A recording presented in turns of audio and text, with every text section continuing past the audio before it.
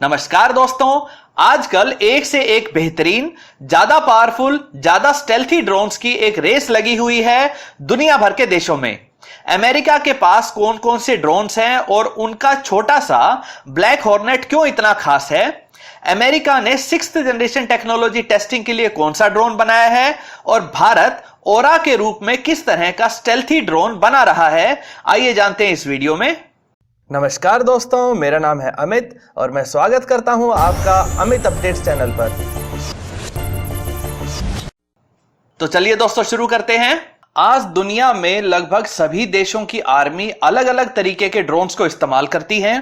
ये ड्रोन अलग अलग साइज के हैं, अलग अलग डिजाइन के हैं और अलग अलग काम करने के लिए विकसित किए गए हैं।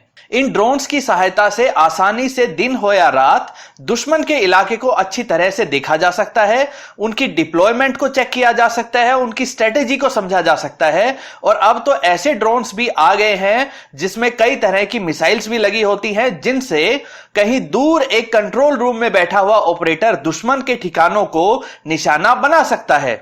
आज की इस वीडियो में कुछ अलग तरीके के ड्रोन्स की चर्चा करेंगे। पहला है ब्लैक हॉर्नेट। ब्लैक हॉर्नेट का वजन मात्र 33 ग्राम है और फिर भी यह 2 किलोमीटर दूर जाकर दुश्मन के छिपने की जगह, उनकी संख्या, उनकी पहचान सब कुछ बता सकता है। 20 किलोमीटर प्रति घंटे की स्पीड से उड़ सकने वाला ब्लैक हॉर्नेट हवा के प्रेशर को बर्दाश्त कर सकता है और हल्की बारिश को भी सहन कर सकता है।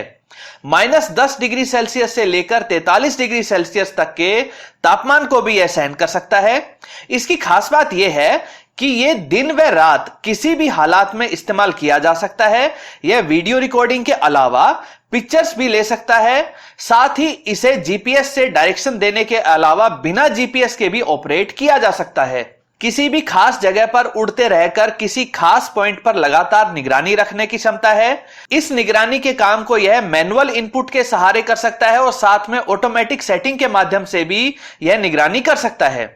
यह अपने टेक ऑफ के स्थान पर भी ऑटोमेटिकली वापस आ सकता है। ब्लैक हॉर्नेट अपनी वीडियो और पिक्चर्स को डायरेक्टली अपने ऑपरेटर को भेजता रहता है, उन्हें स्टोर नहीं करता है। इससे फायदा यह है कि अगर यह दुश्मन के हाथ लग भी जाए तो भी दुश्मन यह नहीं जान सकेगा कि यह आया कहां से और इसने क्या क्या देखा है, क्या क्या रिकॉर्ड किया है। यह इतना छोटा और हल्का है कि इसे वास्तव में पॉकेट ड्रोन कहा जा सकता है। मात्र 25 मिनट में चार्ज हो जाने वाले ब्लैक हॉर्नेट में 3 कैमरा लगे होते हैं, एक सामने की तरफ, एक बिल्कुल नीचे की तरफ और एक 45 डिग्री के एंगल के साथ, और ये तीनों लगातार हो रही हर गतिविधि को रिकॉर्ड करने में सक्षम होते हैं। ब्लैक हॉर्नेट को America, France, UK, Germany, Australia, Norway और यहां तक कि भारत भी इस्तेमाल करता है।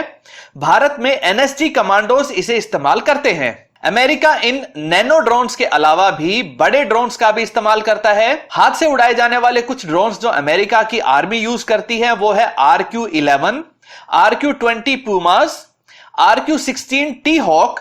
वहीं बड़े और ज्यादा शक्तिशाली ड्रोन्स में है Predator drones, MQ-9 Reaper, Grey Eagles, RQ-4 Global Hawk आदि। अब तो अमेरिकन आर्मी की यह नीति है कि छोटे लेवल की लड़ाइयों को टैंक्स और आर्टिलरी के माध्यम से ना करके ड्रोन्स के साथ बिल्कुल सटीक जानकारी के अनुसार पिन पॉइंट एक्यूरेसी वाली मिसाइल्स के माध्यम से किया जाए। इससे होने वाले नुकसान को बहुत हद तक कंट्रोल किया जा सकता है। भारत भी अमेरिका के मशहूर प्रीडेटर बी और गार्जियन ड्रोन को लेने का इच्छुक है और इस संबंध में नेगोशिएशंस भी चल रही थी। लेकिन पर्शियन गल्फ के पास जिस आसानी से ईरान ने अमेरिकी ग्लोबल हॉक ड्रोन को गिराया, उससे भारतीय डिफेंस एक्सपर्ट्स की राय अमेरिकी ड्रोन्स की तरफ बदलती हुई दिखाई दे रही है। अगर भारत इन्हें इतनी महंगी कीमत पर खरीदता है और फिर पाकिस्तान व चाइना के बॉर्डर पर तैनात करता है तो ये इतने काबिल नहीं है कि पाकिस्तान व चाइना के एयर डिफेंस सिस्टम से बच सके। बात करते हैं रशियन ड्रोन्स की। रशियन ड्रोन्स अमेरिकी ड्रोन्स के मुकाबले में काफी पीछे हैं। ज्यादातर छोटे ही ड्रोन्स हैं जिनकी काबिलियत बहुत हद तक सीमित है। अभी हाल के दिनों में रशिया ने सुखोई S-70 नाम से एक नया हैवी वेट कैटेगरी का ड्रोन टेस्ट किया है। यह 6500 किलोमीटर की रेंज वाला यूएवी लगभग 20 टन वजन के साथ टेक ऑफ कर सकता है। अभी इसकी ज्यादा डिटेल्स रशिया ने रिलीज नहीं की है, लेकिन इतना जरूर है कि यह अमेरिकन X-47 ड्रोन से पूरी तरह से मिलता जुलता है। अभी इसमें AL31 टर्बोफैन इंजन ही लगाया गया है। भविष्य में इसमें Su-57 की सभी एडवांस टेक्नोलॉजी को लगा दिया जाएगा। रशिया की तरफ से दावा किया गया है कि यह ड्रोन स्टेल्थी है, रडार की तरंगों की पकड़ में नहीं आता है, लेकिन इसके रियर साइड से इसके इंजन के नोजल से इसे आसानी से ट्रैक किया जा सकता है और infrared search and track system से टारगेट भी किया जा सकता है। सुखोई कंपनी को भी ये लिमिटेशंस पता है और वह इस ओर लगातार काम कर रही है। इसके एक एडवांस मॉडल की तस्वीरें भी सामने आ रही हैं जिसमें इसके रियर साइड को रीडिजाइन किया गया है। यह Sukhoi 70 Hunter drone artificial intelligence से लैस है और माहौल की चुनौतियों के अनुसार खुद भी फैसले ले सकता है। 5th जनरेशन के फाइटर जेट की तरह इसमें भी 2 इंटरनल बे मौजूद हैं जहां यह अपनी मिसाइल्स को छुपा कर रख सकता है ताकि दुश्मन के रडार से बचा रह सके और सही मौके पर अटैक कर सके। इस ड्रोन के माध्यम से रशिया 6th जनरेशन की टेक्नोलॉजी की भी टेस्टिंग कर रहा है। दोस्तों, अगर 6th जनरेशन के फाइटर जेट की काबिलियत, उनकी खासियतों के बारे में अगर आप जानना चाहते हैं तो ऊपर दिए गए आई बटन पर क्लिक करके उस वीडियो के माध्यम से यह जान सकते हैं। ड्रोन्स के मामले में रशिया से ज्यादा चाइना अमेरिका को टक्कर दे रहा है। चाइना के ऊपर आरोप लगते रहते हैं कि वह कई अमेरिकी ड्रोन डिजाइन्स की कॉपी करके अपने सस्ते ड्रोन बनाकर कई सारे देशों को एक्सपोर्ट भी कर रहा है। हालांकि चाइना के ड्रोन्स अमेरिकी ड्रोन जितने एडवांस नहीं है, लेकिन जिस तेजी से चाइना टेक्नोलॉजी के क्षेत्र में आगे बढ़ रहा है उस हिसाब से वह जल्दी ही इस क्षेत्र में अमेरिकी दबदबे को चुनौती देने लग जाएगा। छोटे व पर्सनल ड्रोन्स में तो चाइना का कोई मुकाबला ही नहीं है। अपनी मैन्युफैक्चरिंग क्षमता से चाइना लाखों की संख्या में छोटे व सस्ते ड्रोन्स को बनाकर लगातार ऑनलाइन शॉपिंग के माध्यम से दुनिया भर में बेच रहा है।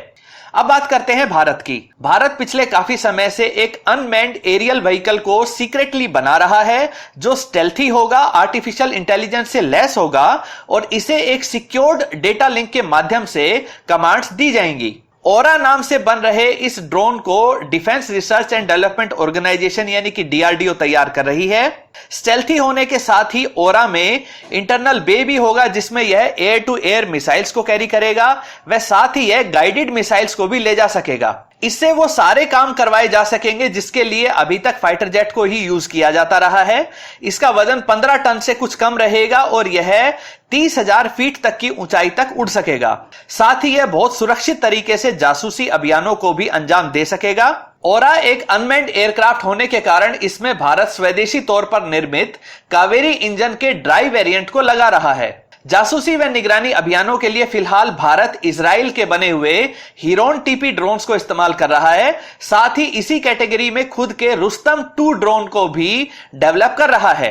रुस्तम 2 ड्रोन की कई सफल उड़ानें हो चुकी हैं। यह एक बार में 24 घंटे तक लगातार उड़ सकता है। इसमें बेहतरीन सिंथेटिक अपर्चर रडार व सिचुएशनल अवेयरनेस सिस्टम भी लगा हुआ है। आगे चलकर इसके और पावरफुल वर्जन को भी बनाया जाएगा जो कई तरह की छोटी गाइडेड मिसाइल्स को भी ले जा सकेगा। मौजूदा समय में भारत ड्रोन्स की टेक्नोलॉजी में विकसित देशों से काफी पीछे है, इसलिए हमें ज्यादातर कामों के लिए हेलीकॉप्टर्स व फाइटर जेट का सहारा ही लेना पड़ता है। DRDO लंबे समय से कोई वर्ल्ड क्लास ड्रोन को नहीं बना पाया है, इसलिए समय की मांग यही है कि हम अपने प्राइवेट सेक्टर के साथ रुस्तम 2 के डिजाइन को शेयर करें और उन्हें प्रोत्साहन राशि भी दें ताकि वो दिन रात एक करके बेहतरीन से बेहतरीन ड्रोन को बनाकर इंडियन आर्मी और नेवी को दे सकें। साथ ही हम इन्हें दूसरे देशों को एक्सपोर्ट भी कर सकें जिससे हमारा डिफेंस सेक्टर आत्मनिर्भर बन सके। आज के समय में ड्रोन्स ना सिर्फ निगरानी का काम करते हैं बल्कि गलत काम करने वाले लोगों को पकड़वाने का काम भी करते हैं। इनकी सहायता से सामान को बहुत तेज गति से किसी भी डेस्टिनेशन पर डिलीवर किया जा सकता है। साथ ही ड्रोन्स की सहायता से उड़ने वाली कार भी बनाई जा रही है। ड्रोन्स के माध्यम से अच्छी लोकेशन की बेहतरीन पिक्चर्स व वीडियो भी बनाई जा सकती है। भारत जो नया फ्रेट कॉरिडोर बना रहा है इसका निरीक्षण भी ड्रोन्स के माध्यम से किया जा रहा है। ड्रोन में कई तरह के सेंसर्स लगाकर अलग अलग काम एक साथ किए जा सकते हैं। आगे आने वाले समय में यातायात का ज्यादातर काम ड्रोन्स के माध्यम से ही होगा जिसमें उड़ने वाली कारें, उड़ने वाली बसें भी होंगी। ड्रोन्स के माध्यम से हमारे बहुत सारे काम इतनी आसानी से हो सकते हैं। ड्रोन्स के माध्यम से हम नए और अनजान जगह की पूरी तस्वीर ले सकते हैं, उस जगह के बारे में पूरी डिटेल जान सकते हैं और वहां जहां अलग अलग सेंसर्स के माध्यम से वहां के तापमान, वहां के वायुमंडल, हवा की गति आदि चीजों को बहुत अच्छे से रिकॉर्ड कर सकते हैं। इसके लिए हमें वहां जाने की आवश्यकता भी नहीं है। ड्रोन की सहायता से अंधेरे वाली बंद गुफाओं के अंदर भी पूरी जानकारी ली जा सकती है। ड्रोन्स की नई जनरेशन में खुद का दिमाग होगा, यानी कि आर्टिफिशियल इंटेलिजेंस का भी पूरा इस्तेमाल होगा। निगरानी वाले कुछ ड्रोन्स तो इतने छोटे होते हैं कि इन्हें आसानी से एक उंगली पर रखा जा सकता है। ये एकदम असलियत के कीड़े जैसे ही दिखाई देते हैं। अब तो पानी के अंदर चलने वाले ड्रोन्स भी बन चुके हैं। दोस्तों, आपकी राय में क्या अमेरिकी ड्रोन्स वाकई उस क्षमता के हैं जिनका वो दावा करता है, और क्या रशिया व चाइना ड्रोन्स की टेक्नोलॉजी में कभी भी अमेरिका का मुकाबला कर पाएंगे या नहीं? अपनी राय कमेंट सेक्शन में जरूर बताइए।